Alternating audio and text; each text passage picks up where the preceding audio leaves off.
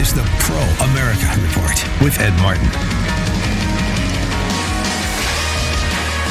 Welcome back. Ed Martin here on the Pro America Report. You know, this is a really helpful interview upcoming because we all talk about these things and then these topics, and we need somebody that actually knows it. So our next guest is Ken W. Good. He is on the board of directors of an organization called the Professional Bondsmen of Texas. He's got a master's degree. He's got a law degree. This is not if you thought that bail and bail bonds work were, kind of, I don't know what, enlisted Marines that leave the Marine Corps and go do that. Well, this guy's very sophisticated, and the ongoing debate and the ongoing conversation about zero bail policies and what it's done to crime. Obviously, people are in there now saying, hey, look, this is what happened and why it happened. But how does it work out? So Ken W. Good is our next guest. Sir, thank you for coming on. And thanks for a chance to talk about this. Explain it to the layman, what really the cause and effect that's not just guessing, but we know how it works. Please. Well, sure. Thank you for having me. But I would say that the zero bail policies that we're seeing being used in California and that were attempted in New York and they're being rolled back right now, the cause and effect is the removal of accountability, because once you start releasing everyone, it creates chaos. And once chaos gets created, I mean, who do you pick to start holding accountable? And you just don't have the room. You don't have the capacity to hold all these large groups of people accountable when they see a green light to commit more crime. So because of the chaos, no one can be held accountable, and they see that as a further green light to commit more crime. The best evidence we have on that is our statistics on car thefts, because the insurance companies are requiring police reports before they'll pay off a claim. So that's the best evidence we have, because we have so much underreporting, non-reporting, no prosecution, not filing charges. And so you have to look to the best evidence we have. And we're hearing from the other side is crime is going down. It's just the perception issue. It's just absolutely not true. Ken W. Good again is our guest, and as I mentioned, he's an attorney, and he works in the bail industry, and therefore his expertise is on this. He has written a lot on it. Also, is an article called "What Successful Bail Reform Looks Like." What does successful bail reform look like? I mean, there is an argument that the system was not responsive to lower income folks, and it was basically just kind of being used to if you have a high bail on poor people, you don't really have bail. And so I get that. I mean, I get, on the other hand, zero bail, obviously, as you point out, it changes. There's really no penalty. It reminds me, honestly, of the border, where if you come to the border and say, I need asylum, they give you an app and you go away and you never come back. It feels the same way. If zero bail is like, hey, we think you did something wrong, but we're not going to give you any bail. Therefore, you're not going to think much about it. So what is real bail reform? What could it look like? And can we get there from here now with such disasters in big cities? Can we get there? I'm going to start with your last question first. Can we get there from here? Yes, we can. And we know that because there's a case called Sanchez versus the state of Alabama, where they had to live under one of these policies under a preliminary injunction for like 4 years or 5 years. Mm-hmm. And they won, and it was reversed. And so they went back to their old system of holding people accountable. And I did a podcast with the sheriff on the bailpost.com, and he said it took them a while to change the mindset of people that they were going to be held accountable if they didn't do what they agreed to do. And so it took about 6 months for them. It may take a little longer, but yes, there is light at the end of the tunnel. And so what is good bail reform? What does a successful bail look like? Or it's really, what does a successful criminal justice system look like? We have to get people, their cases through the system and resolved. We have to give resolution to victims. And that is, so that we have to get people to show up for court. There is a mayor from Durham, North Carolina. She was on a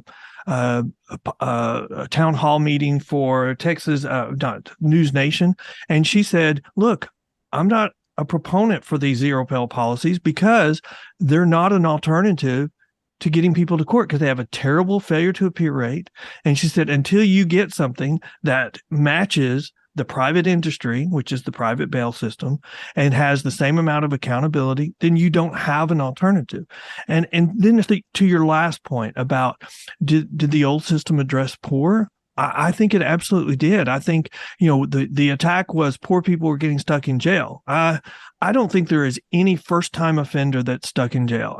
And I will say, if you've got a record, if you've got a substantial criminal record and you can't afford to post the bond that's been set for you, it's not because you're poor. It's because you have a criminal history. And once you have a criminal history and a substantial criminal history, or you fail to show up for court because nobody's been holding you accountable, then you're not in jail because you're poor. And that's the way our system was written. The people that were advocating these policies, they just want to dismantle the criminal justice system. They don't want to hold anyone accountable. They actually call our county jails cages, and they do it for this purpose of inflaming people, to divide us. And we need to always look for ways to improve the system, but we have the best criminal justice system in the world. And maybe that's an indictment on the other criminal justice system. Right. But we have the best one in the world. Why are we tearing it apart? Now, Ken W. Good is our guest. He's on the board of the Professional Bondsmen of Texas, pbtx.com.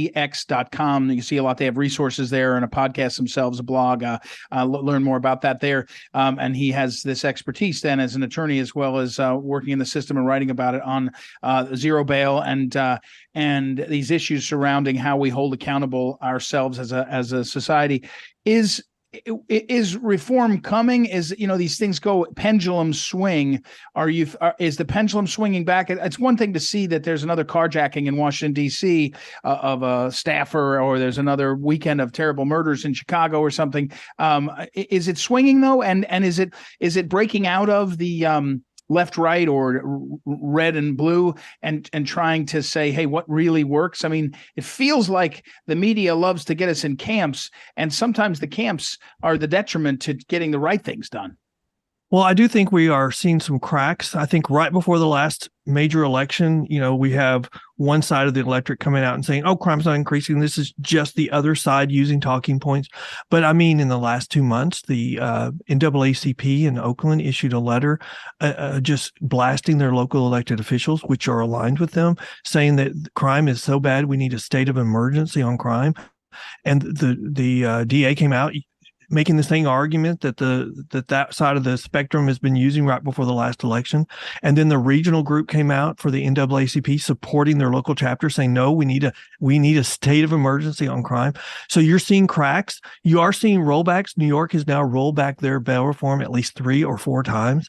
Mm-hmm. And the governor said, well, this is the last one. Well, she would love for it to be the last one, but I don't think they've really substantially rolled it back in a meaningful way yet. And so as long as crime is a problem, and I think, if you look at the immigration issue, I think that is paralleling a lot of the bail reform arguments. And I saw an article yesterday that said the polling numbers for that side of the spectrum of our political environment was so bad right now that it was scaring the crap out of them. Mm-hmm. So I think that this is becoming an issue.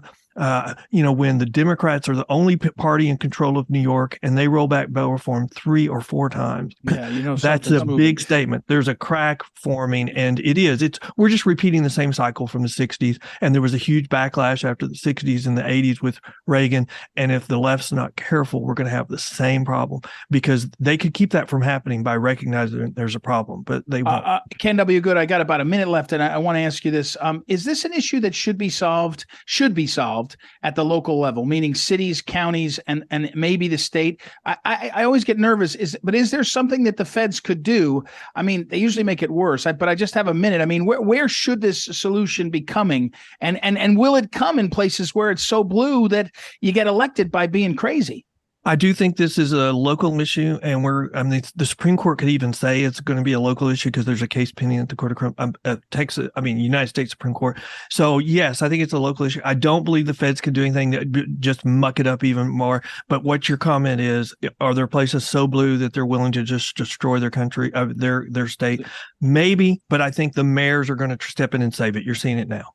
Okay, very good. Hey, Ken W. Good, thank you for being out there. Again, Ken W. Good, he's on the board of the Professional Bondsmen of Texas, has an expertise written on this subject himself, articles and others. And so I will put up on social media links to that. And I appreciate your time, sir. Thank you. And we'll have you back again. Oh, well, thank you very much. Thank you. We'll take a break, everybody, and come back. Very interesting topic. And more importantly, as the pendulum swings, the smart solutions, right? We got to have accountability. We got to have a system that works. Making it work is important. So very helpful. We'll take a break and be right back. It's Ed Martin here on the Pro America Report. Back in a moment.